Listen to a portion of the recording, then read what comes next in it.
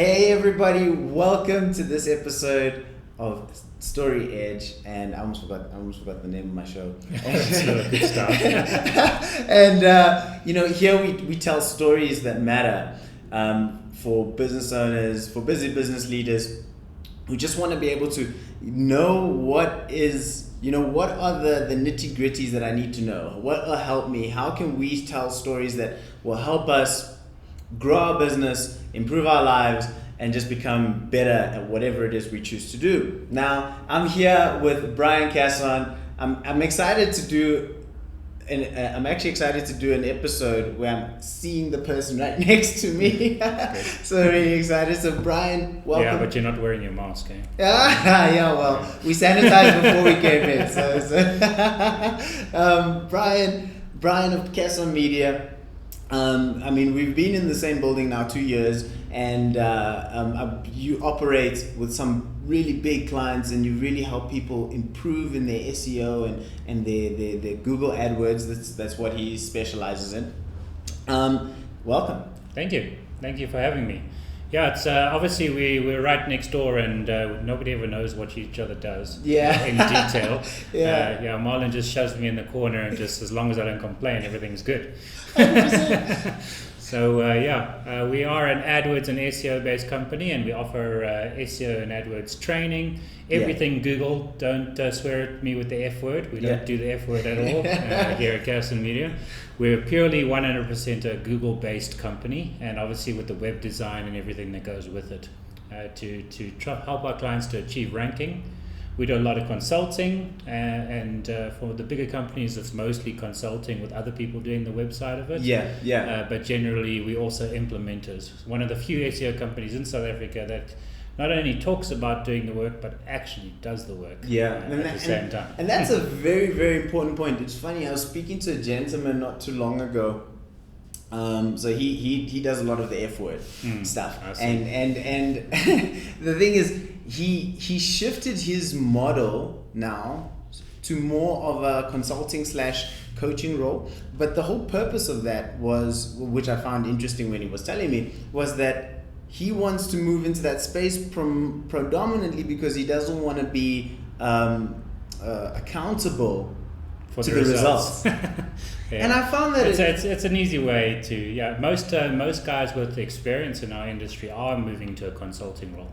Even myself, I am trying to move into more consulting than actual work, but the problem that I found with that is that if you're not doing the work, you can't really sell the work. 100%. So you've got to really be in it every single day and keep going there. And there's a crucial element that you said there. I mean, you're speaking about the experienced guys, meaning that they've got results, meaning that they've already got results. The they've got companies, they own the companies, they've got pretty good background. But a lot of these companies just get bigger and bigger and bigger, and that expert that you think that's going to be doing the implementation is the one that ends up being the guy talking about it. Exactly.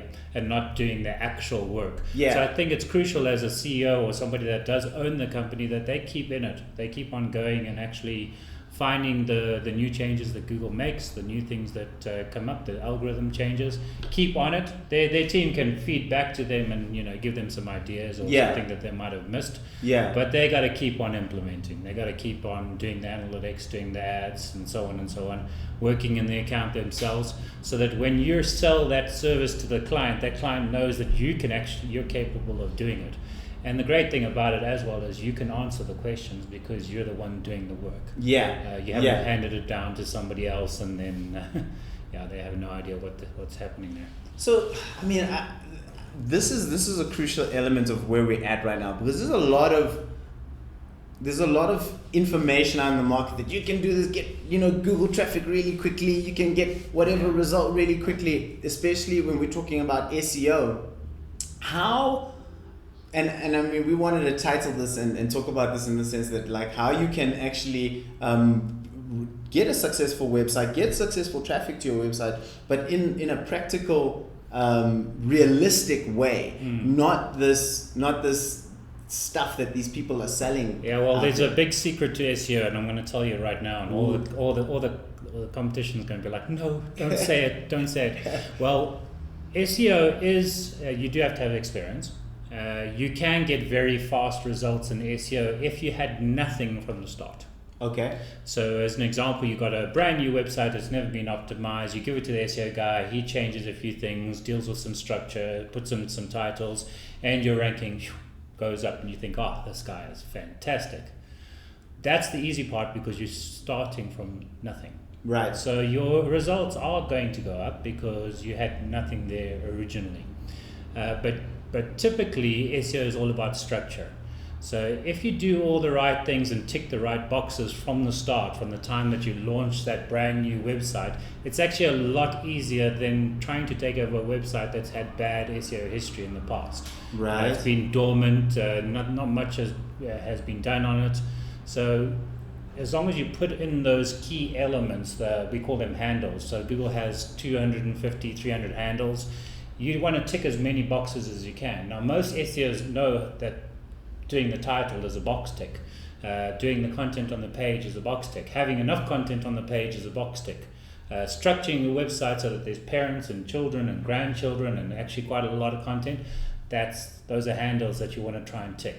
So it's not so much that they don't know what they're doing, they don't know how to implement it. They know that concept and they know that you're going to see a climb. You're going to see a great, awesome climb in the beginning because all you've done now is gone to that client and said, okay, I know a whole bunch of handles. I'm going to try and implement those handles with you and you're going to go up. The problem that happens with a lot of larger companies is the ongoing strategy doesn't exist. So they're very above the line on all the cool things that can happen. But on the ground level, on the actual implementation level, it stops. They've already put in the analytics, they've already put in the tracking codes, they've already done the titles, and that site's gone up. And so in the mind of the client, these guys are great. They're great, and it's always going to be great. But then what's the next step? Are you done? Are you finished? So that's the long-term SEO we're talking about. So yes, you can get that initial huge boost and everything's cool, and you can get ranking quite fast. But what's going to happen after that? After that, are you going to try expand and get more keywords? You're going to try expand your content and get stuff that's well searched and popular, and to try keep it going up. Otherwise, you get sort of a up curve and then a Table Mountain flat drive for many, many years. And you want to look for that with your SEO companies that you use. If they go up initially and then it's flat, there's only one reason it should ever be flat, and that's if you hit first, because you can't go higher than first. Right, right. But you can obviously increase your reach. You can increase your total exposure, the quality of, the exposure that you have. Going into other keywords and other niches, yes. Not niches, but like other keywords that could long-tail keywords that can help you. Yeah. Those search queries. The visibility online is more important than the ranking. So visibility is 500 keywords that you rank top 10 for, whereas ranking is one keyword that you rank first for. Gotcha. So you want to go for as many words in the top 10 as you could possibly get around the top of that client, rather than saying, okay, I'm an SEO guy, how many keywords do you want me to rank you for?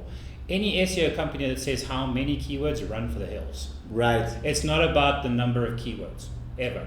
It's about the total content of your site and trying to get as many topics as possible ranked. So a company that sells you keywords, it's not a real SEO company. It's not a company that actually knows. It's more of a lead gen company that says, I'm going to rank you for 5 words or 2 words. Naturally, Google will rank you for all your content as a whole, which is way more than 5 words. So, and that's the sort of outcome you want to have. You want it to rank everything. Everything that you put into your site needs to be in topic, the right topic. If you are a plumber, you don't want to just say, I'm offering events in Johannesburg because events in Johannesburg is well searched. No, focus on the plumbing. Focus on everything that's relevant to that plumbing. And then build with the client. A little bit of content at a time, Start bringing locations in, because in South Africa, locations is a really big part of ranking. Yeah. I mean, I do some play. I play a little bit, right? I dabble in SEO a little bit, and especially I've seen that there's a good opportunity with local SEO in South Africa. Is that true? Yeah, absolutely. So especially if you're service based. I mean, if you're a plumber, electrician, somebody that goes to somebody. If you're a restaurant and people come to a certain location, South Africans are naturally going to add a location to the end of the search. Yes. If it's something that, we're not patient anymore. If we're going to look for office furniture, we're not going to wait a week anymore. We're going to want it today. Yeah. And the way that we can get it today is if that person is in the proximity of us, so we're more likely to purchase from them because they're close by and we know that interaction could be very fast. Yeah. So the days of waiting a week are gone. People don't have the patience to wait a week. And since COVID and lockdown and stuff, it's people are becoming a lot better online. They've sort of been forced into going online and purchasing and getting their products and services all online. 100%. One thing I noticed when you search, let's just say I'm searching for my mobile phone and I want to go to a furniture store, and it'll be one of the things that'll pop up is furniture store. I'll say furniture stores, and then they'll say near me. Yes. And Google will be asking for me to take my location so that I can get the closest people around me. That's how I actually found a printers that was open on a Saturday. And the same thing happens with business services. So if you got an online website that doesn't have a location, and it says we're the best plumbers, out there, you're gonna be like, well, where are you? Yeah. I want to make sure you're next to me. Yeah. Because if you're overseas somewhere, you could be the best plumber. It's not going to work so well. Yeah, 100%. Or any service-based thing. Same as just, let's call it not a service where you go to somebody. Let's call it a generic service. So like banking. Banking you can do anywhere, but I'd still much rather want to interact with you. Yeah. I need that trust. I need to know that you're here, and especially if I'm going to give you my money. Yeah. If I'm going to buy from you, I need to make sure that you're here. Yeah. So if something goes wrong with that payment, I can come to your office, knock on your door, and say, "Hey, what's going on here?" 100%. Okay, let's move on, because let's move on to, especially now, I think commerce and e-commerce is massive. It is. And I know Google, for example, have that when you search, it's got those pictures. Yeah, it's called shopping ads. Right. Oh, those are shopping ads. Yes. So they paid for that space. Yes, you pay for that space. So you got obviously the paid space, which is marked with the ad in black. You got shopping ads along the top on the search network. Yeah. And then you got the regular text ads that are marked with ads. Those are search text ads. And then sometimes when you go to other people's websites and you see a banner that comes up, that's the display network. Or if you're on YouTube and you watch and you see that 5-second countdown and then it skips. Yeah. Skipper ads, that's not what they're called. They're called True View ads. Okay. And that's you pay to be there. It's paid networks. Yeah. So how effective are those? Those are instant. So if, a lot of people will say, what can I take today that will be effective today? In other words, so I set up an account, start running it today, and you get an immediate effect. And AdWords is that gap. So that whole time that you're waiting for your SEO impact to actually start producing something on your site, you're using ads. So that you're already in the market, your brand's getting lifted over time, and you start to do well because you've got a presence. You're paying for that presence. 100%. But you're there. And if you've done your SEO, those ads are a lot cheaper. A lot of people think, okay, I'm just going to skip the SEO and just do the ads. Well, just know that if you've done the SEO, you could pay half of the amount of money for the same turnaround. Interesting. So having the right structure, having a bit of a long-term plan, and then implementing the short-term ads is the best way to go when you're looking at your Google. You could call it short-term, but then what you'll notice with a lot of companies is they'll stop to maybe drop the brand search out of their ads and then start focusing on all the keywords that you haven't ranked for. Right. Or all the keywords that you have ranked for that have very high volumes so that you can take up 2 spots. So obviously if your shopping ads on the top there, your regular search ads there in the search area, and then your organics are there, you've got 3 listings on a page, and then you chuck in your maps, that's 4 times on the page. People are definitely going to start engaging with notice. you. Mm-hmm. Okay, so let's talk about content now, because we spoke a little bit about it when you were talking about the SEO and the structure and things like that, and then your content over a long-term period of time. What type of content are we talking about now? Well, the old school content like blogging and stuff doesn't really exist. Just know that anytime somebody can abuse something on Google, Google shuts it down.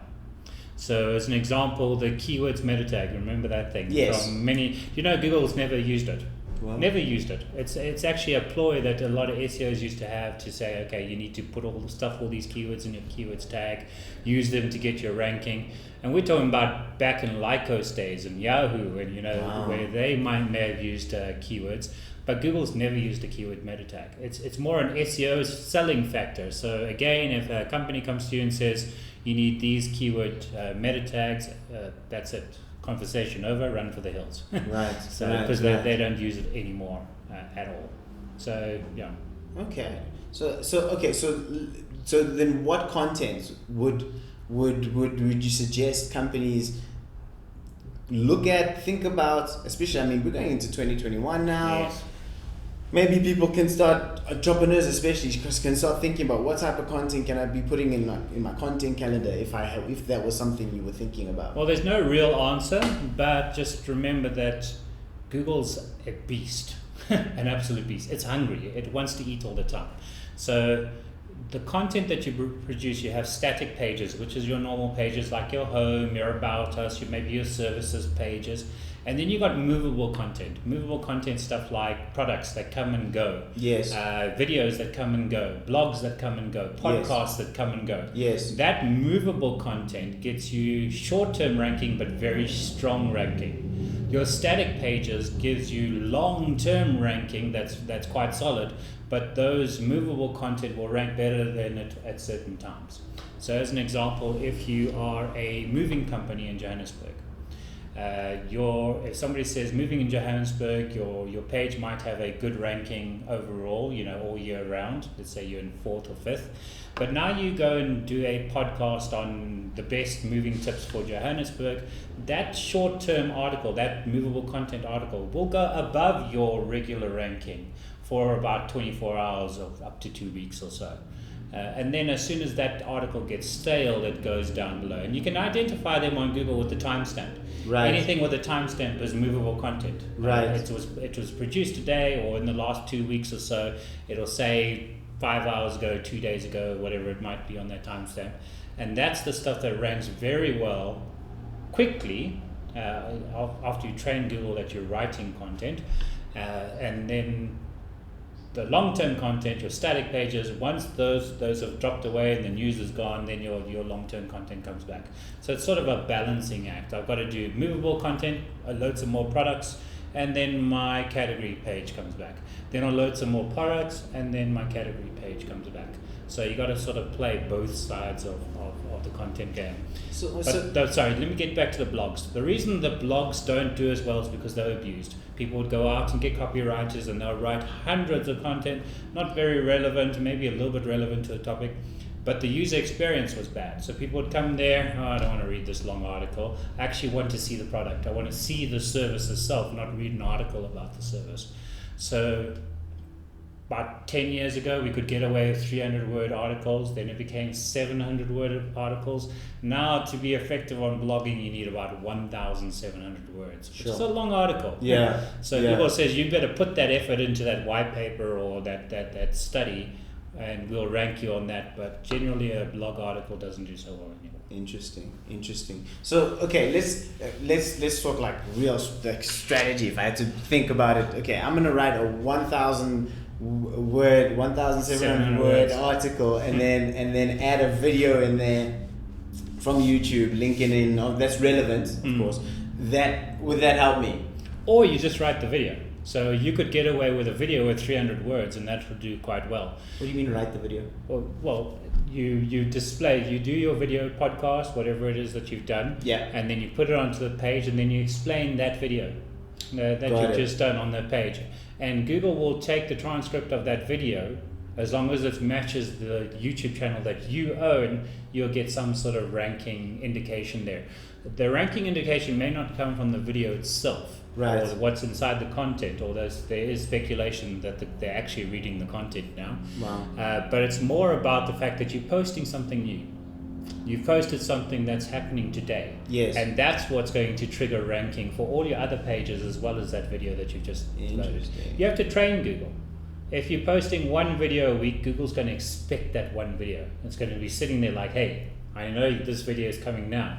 And you'll notice that when you post that video, within a minute, 2 minutes, you can go to Google, you can search, and that video is already there because Google's waiting for that content.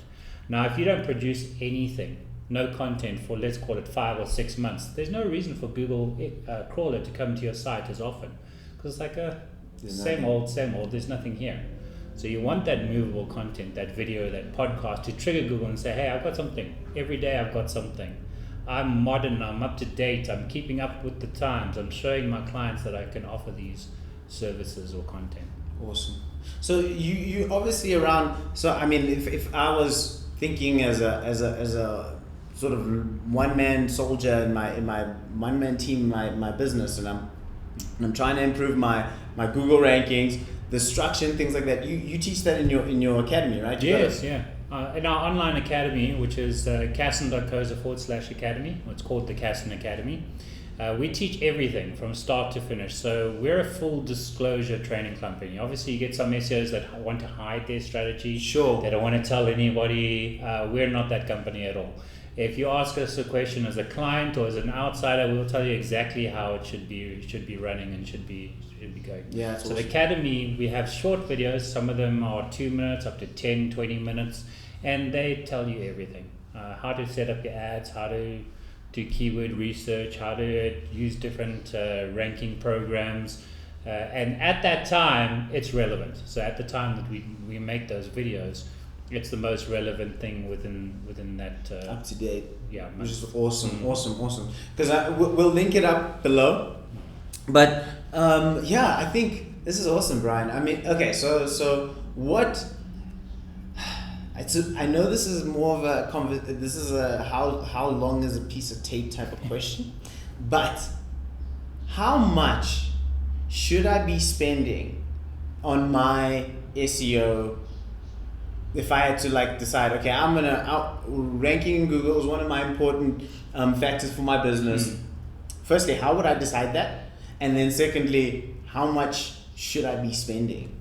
Well, obviously it just depends on how much content you need to produce, how much. So if you're a big company and there's a lot of competition in that company, it's going to be a lot more work to get you ranked. So you should only be paying an SEO company when they're working for you, when they're physically working on your account.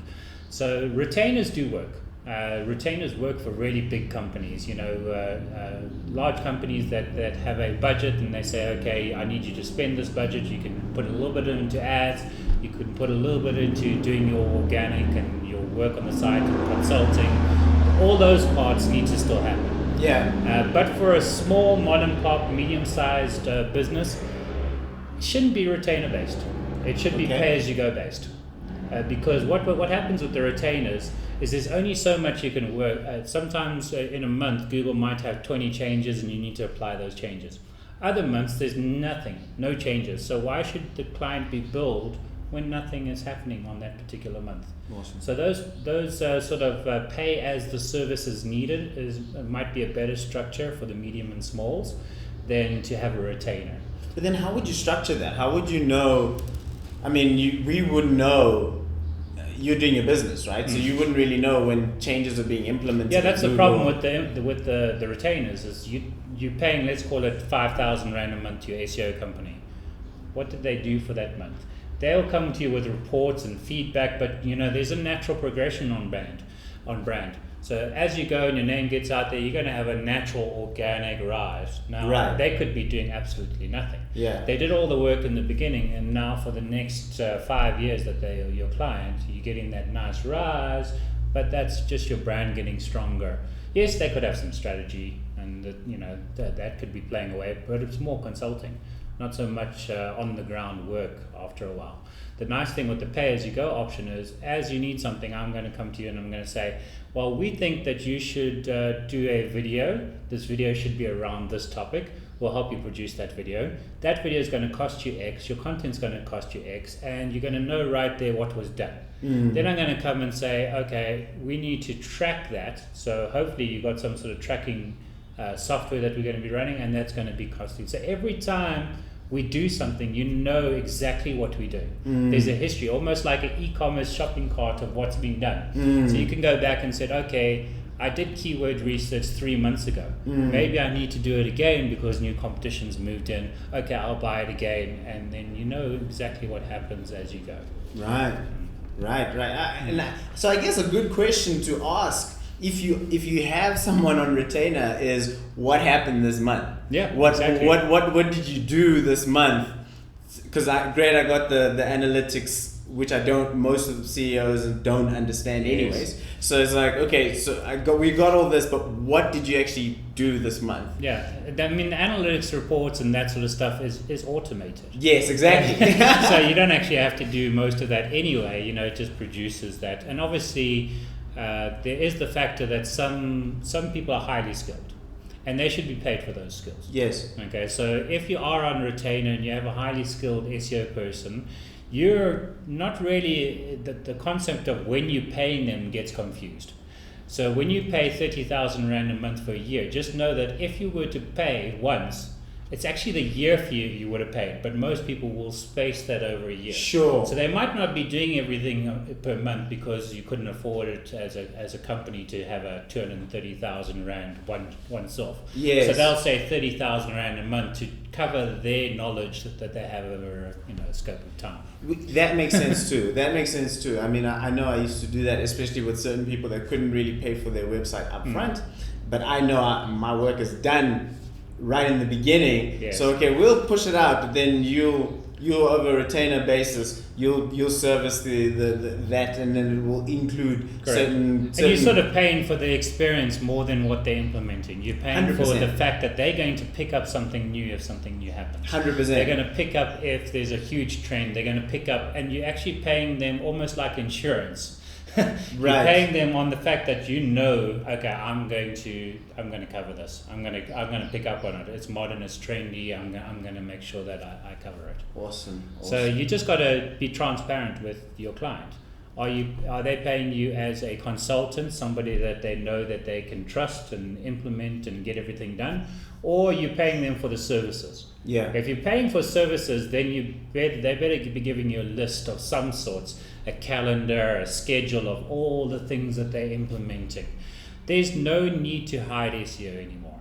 There's enough information out there that you could tell your client everything and they're still going to not know what's going on. 100%. So they're not going to share it with other SEO agencies. And even if you do share with other SEO agencies, if you're in the game all the time, you shouldn't be scared of that. Yeah.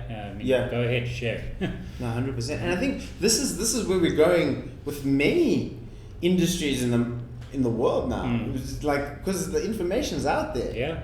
We all know it's not about that. It's like, can you actually execute this effectively?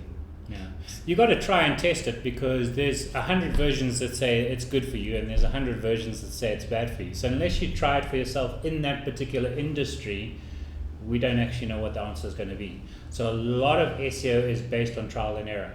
So everyone on the internet might say that this is the way the plumbers should go. This is what they should do. You try it. Oh wait, it didn't work. Well, there's other factors. There's your location.